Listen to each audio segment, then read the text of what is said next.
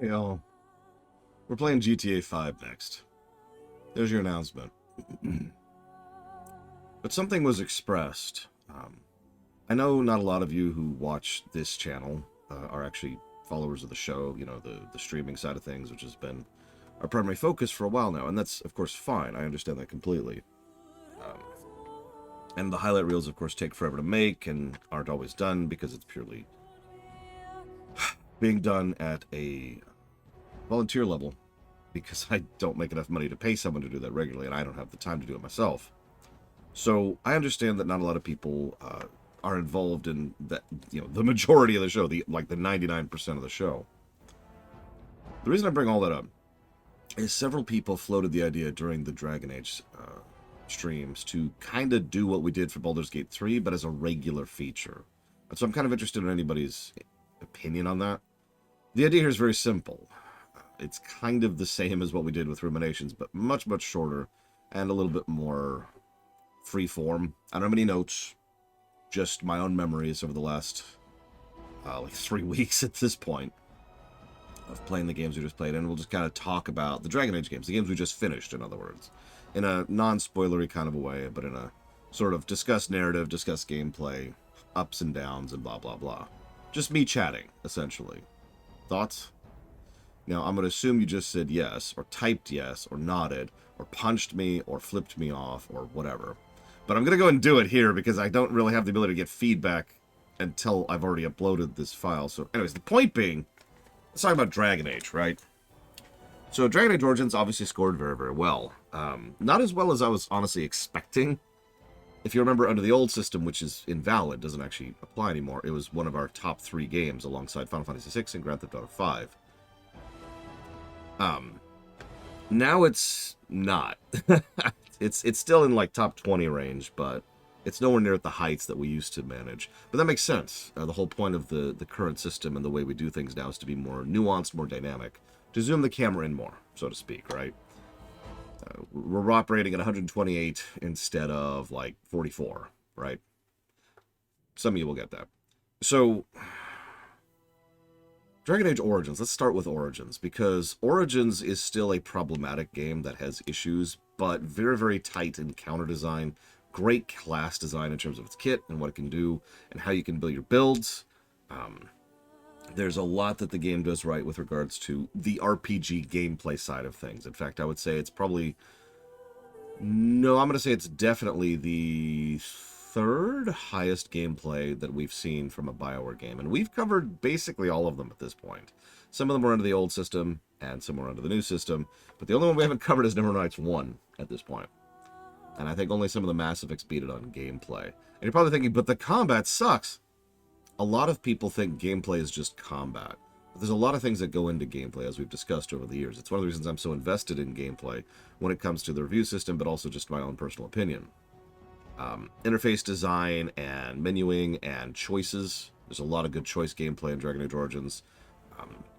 Quest design. And again, as I mentioned earlier, kit design, build, balancing, all sorts of fun stuff like that. And the big one, though, the big one by far, the thing that made Dragon Age Origins king on the gameplay axis is entirely its encounter design. There's no random encounters in Dragon Age Origins. The closest they come to that is some of those overworld encounters you do as you wander around the overworld. And even those are manually designed, they just don't really have a lot of significance. So, yeah, absolutely. The only negative I will say, and this is my vague back of the box thing I would say for Dragon Age Origins is, don't play Golems of Amgarok, don't play Awakening, and only play Witch Hunt if you have a particular investment in Morrigan as a character. I know that sounds strange, but from my experience going through it, Dragon Age Origins stayed good right about until the end of the vanilla campaign. And the fact that it ends on such a high note helps. This is another interesting thing. Dragon Age Origins has a very, very strong intro. In fact, it has 3 of them. First, you have your origin, which almost all of which are very good. I would say only one of them is actively bad. That's Dalish Elf, for record. And even that one isn't particularly bad when you look at all of gaming as a whole. It's just, it's nowhere near as good as the other ones. Then you've got Ostagar, which does a lot to tutorialize you on how things work and how things are going to be expected going forward. And there's an inordinate quantity of fully optional stuff that some people don't even know is there in Ostagar. All sorts of cool stuff. Lots of foreshadowing, lots of build-up. Then we have Lothering. Lothering is more or less the traditional intro and is probably designed first. It's the most vanilla of the three, but it's also the best designed from purely gameplay perspective. It is nearly totally skippable. You can walk in, kill the bandits, and then see a couple cutscenes, and then leave. Or you could stick around, get some lore about what's going on, gather in a few new characters, do a few side quests, get some extra money, get some new equipment, figure out how the chantry boards work, figure out how the crafting systems work. All of that stuff's good. Good, right? So very, very strong intro. Then the game meanders. This is the thing that's caught me. Dragon Age Origins' weakest part, in my opinion, is the middle section. Because each of the middle section quests has something wrong with it, has an asterisk. Like, you've got the Brazilian Forest, which is probably the worst section by far. And I mean, even in terms of just, like, dungeon design. Just in terms of the layout and spread and the visuals and all that fun stuff. It's just kind of boring.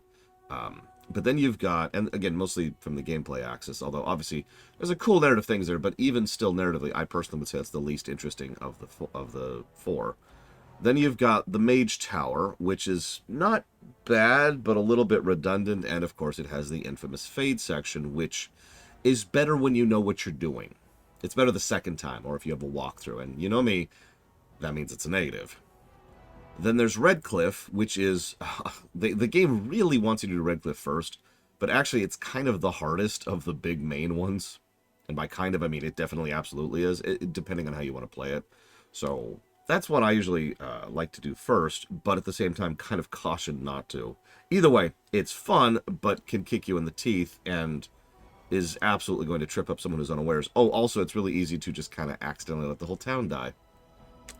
Cool. Then we got Orzammar. Now, this one shines on the narrative axis. You can tell a lot of extra polish was put into Orzammar. Great stuff, top to bottom. Culture, even just the dialogue pops there better than it does everywhere else. But it also has the deep roads. And the deep roads aren't that bad, but they're probably the worst part of the game. And so you can see how each one of these is just kind of, And so they just kind of drag a little.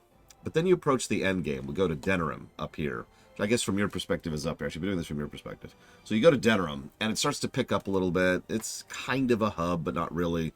And everything's kind of cool. We've got the alienage sequence, which probably should have been earlier than this, but whatever. And then the moment you start the Landsmaid is the moment the game just kind of keeps getting better until the finale. Great outro. And then there's Awakening. Awakening is problematic, and I'm not going to go into details of why, because the only thing you need to know is the same thing I've been repeating for like 6 years at this point. Origins was not intended to have a sequel, and Awakening is the best evidence of that I could ever give. Awakening really shouldn't have let you import the Warden in there. I'm sorry, I know that's kind of a weird opinion, but I stand by it. They should have just made you the Orlesian commander. You can reference your Warden, maybe you meet your Warden. It'd be kind of cool, maybe you talk to yourself, choose choices on both sides. But either way, it probably should have just been the Orlesian commander. And Awakening is not bad, but it's a lot of padding. There's not a lot of peaks in quality in Awakening. A few individual encounters, which are neat. A few individual story beats, which are very good. But otherwise, it's just kind of dragging the experience along. And Awakening isn't short either. It's full expansion length, for good and for bad. Golems of Amgarok is what you do when you have someone who wants to make something difficult and has no idea how to do that. And I'm just going to say that way. That is not a well-designed encounter, top to bottom. And then, of course, you have Witch Hunt, which obviously I used to praise, but that's because my Warden romanced Morrigan. If you don't, the game gives absolutely no motivation for going there, unless you want to kill her. And even that is something that you may not have motivation for. You're just chasing her with, like, this fiery passion for some reason. And when you get to the end, all you get is vagueness, vaguing it up vaguely.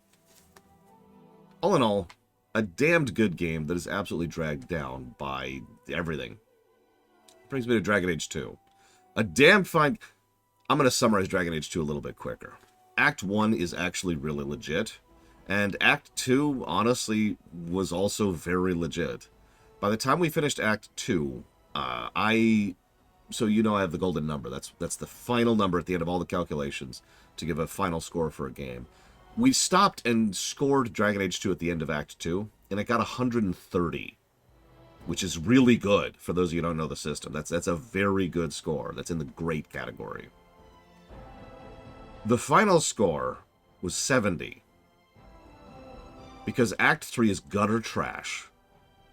Now, I said this during the lore run, I showed this during the lore run, but actually going through Act 3 really shines a light on just how much it shouldn't even be in the game.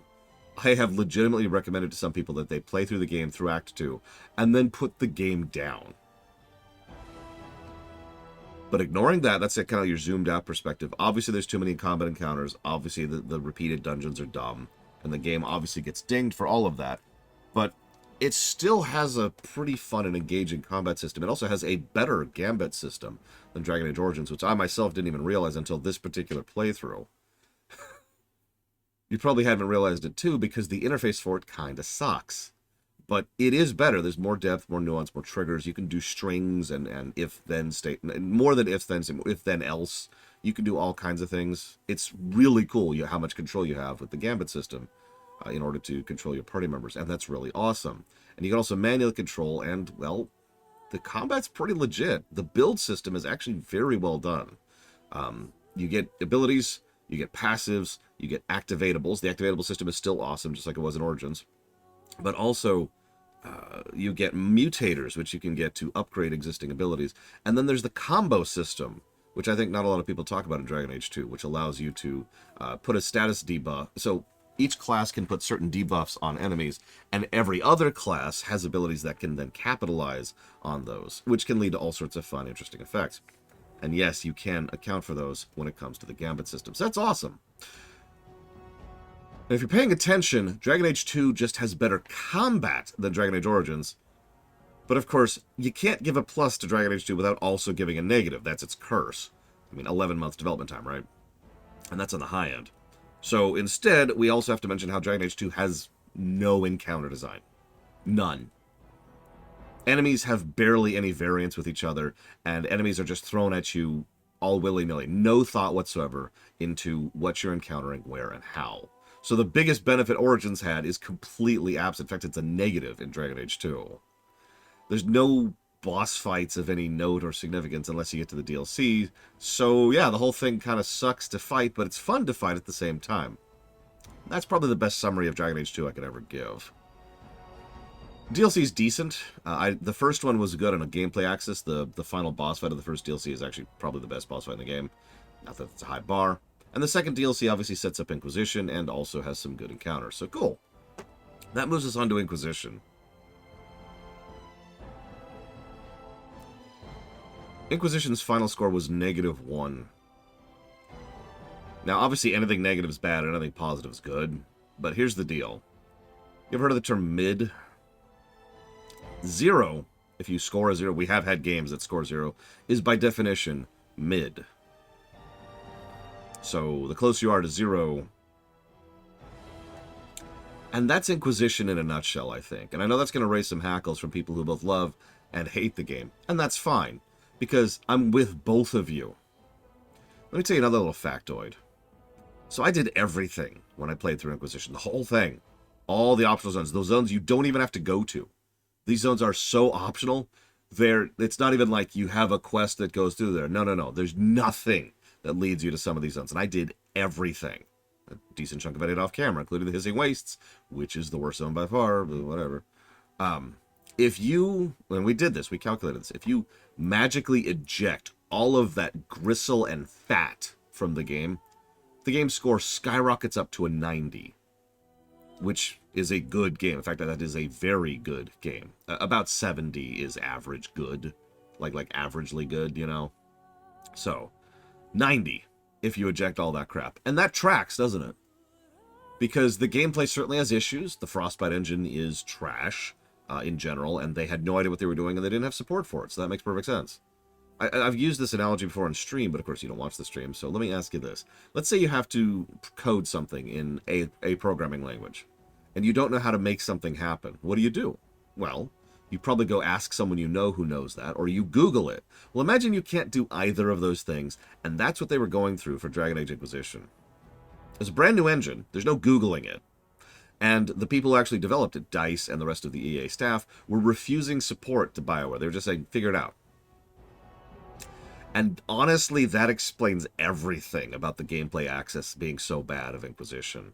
I think we came up with something like 23, I want to say, separate negatives just for the Frostbite engine. And those are the only ones we could prove definitively, not the ones we suspect. So the gameplay is not great, and I know I'm not selling you on it. But it's also kind of smooth. It's not really all that aggravating, and it doesn't get as boring as some other games I could mention. And the narrative is interesting, because the narrative of Inquisition is what I would call less unique than Origins or 2, but better done.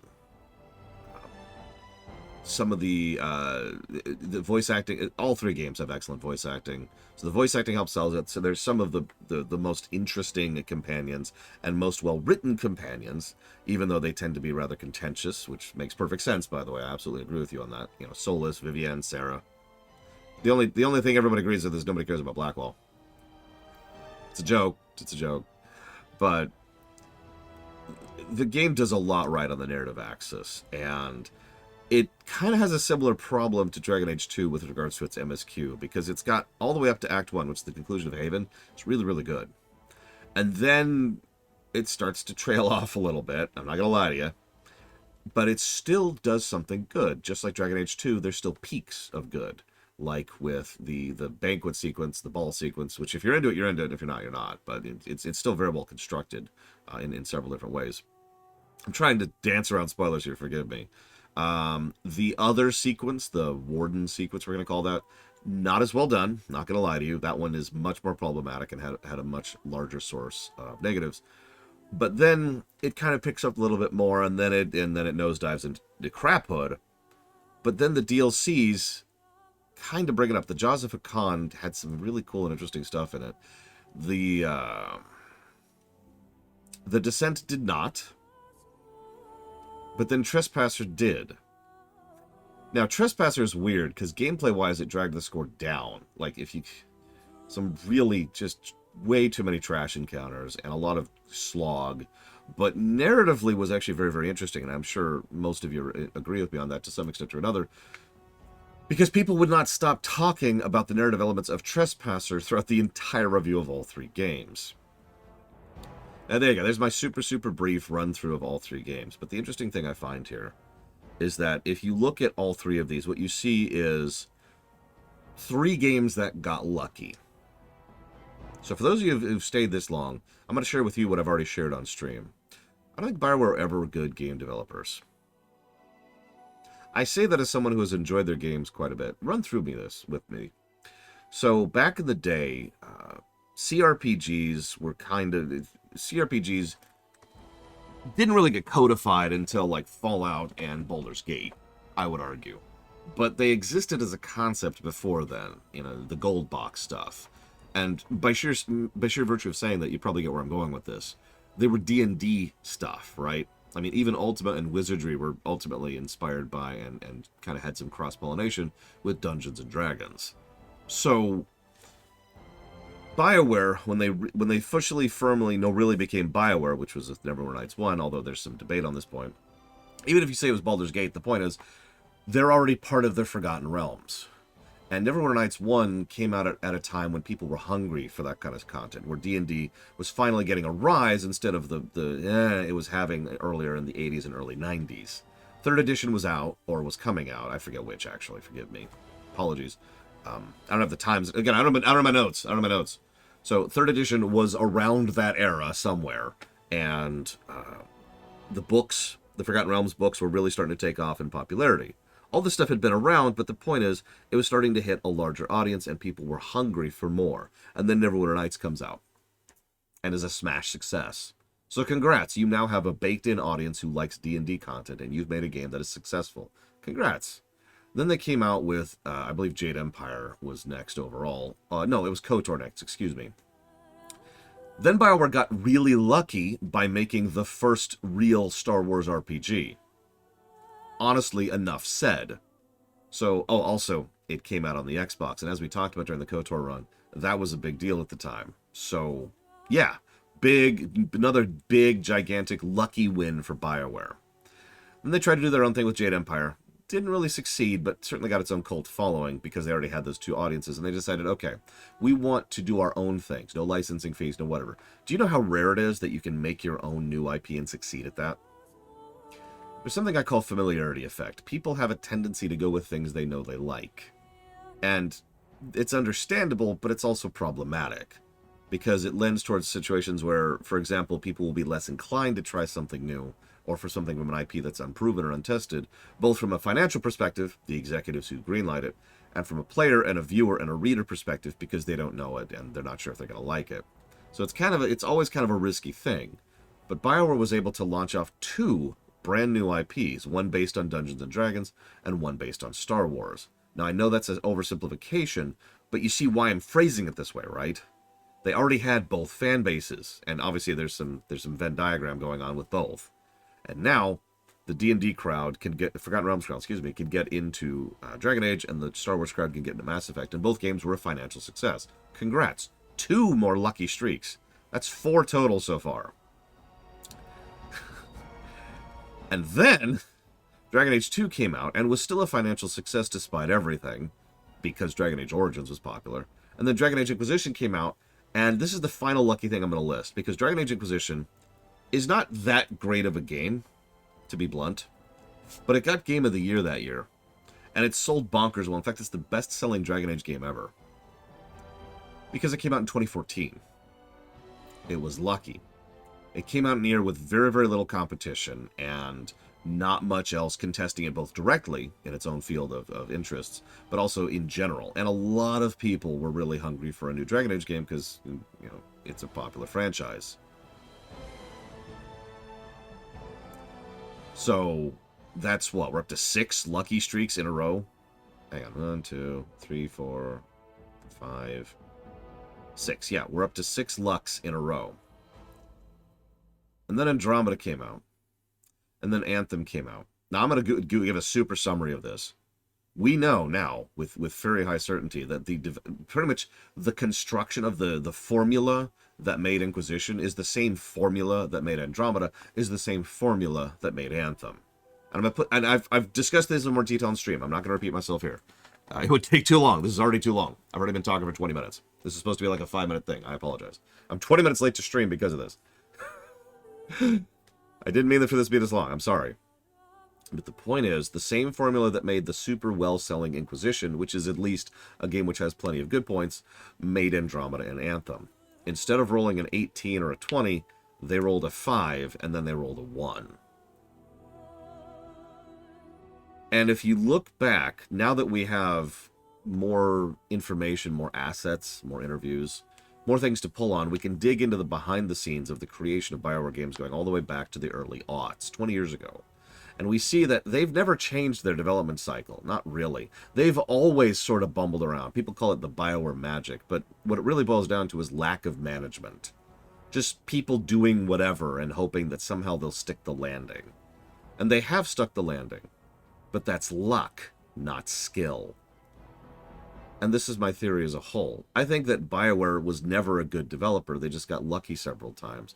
They did have some talented people there. They did have some good writers there. There's some good elements. But at this point, I have covered in a review format every BioWare game other than Neverwinter Nights 1, including Tor.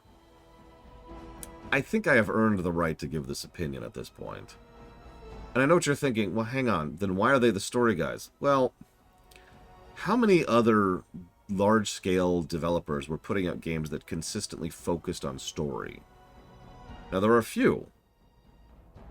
But here's the bonus question. How many of them were consistently putting out your story games? Games where you could choose how things go, even if it's just a flavor thing, like in Mass Effect or in Dragon Age. I think they cornered that market because they were the only ones really going for it for a long time. No judgment, by the way. No judgment, no harshness. They managed to capitalize on a thing and managed to make it work for quite a while. And it's not like I don't love quite a few of their games. But it's just interesting to think about. Now, I'm going to go ahead and leave and actually get started with the freaking stream. I look forward to all of the comments. I look forward to some of the comments I'm going to be getting on this little VOD. And again, let me know what you think of this little format. I'll see you guys.